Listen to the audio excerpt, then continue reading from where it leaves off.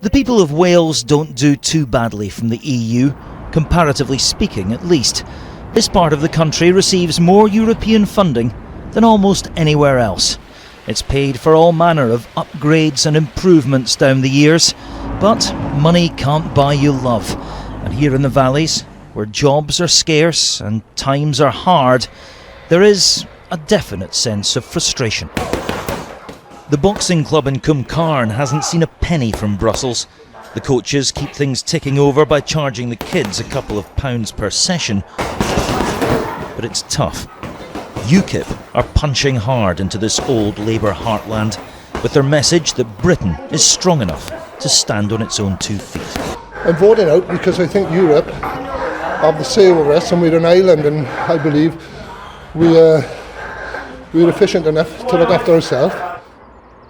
The landscape here is littered with the relics of old industry, a Wales from another age.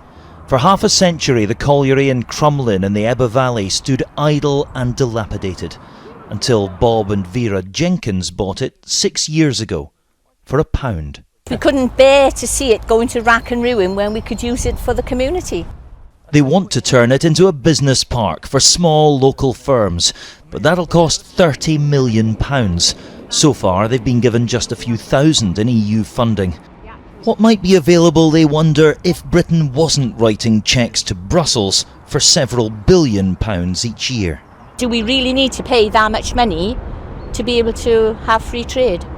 I don't know yet. You're undecided? I'm undecided. You're the voter they're all chasing at the moment, aren't you? Well, the network is wonderful, the cost's phenomenal.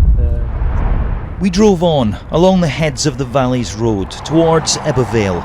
It's a dual carriageway these days, thanks to cash from Brussels. And European money is breathing life back into the town too.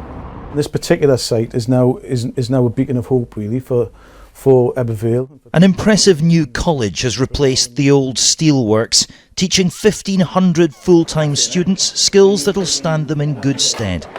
Brussels pumped £8 million into this project, money that might never have come here if London was dishing it out.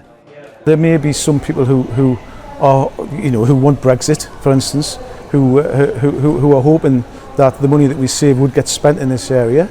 But as I say, that is the risk. Well, the risk is that this area is no longer seen as a priority. The risk is that somebody in Westminster decides to spend the money elsewhere, yes. One thing Wales has in abundance is national identity. Whether its people see themselves as Welsh, British or European is a question that's about to take on more significance, perhaps, than ever before. Martin Geisler, ITV News, in the Ebba Valley.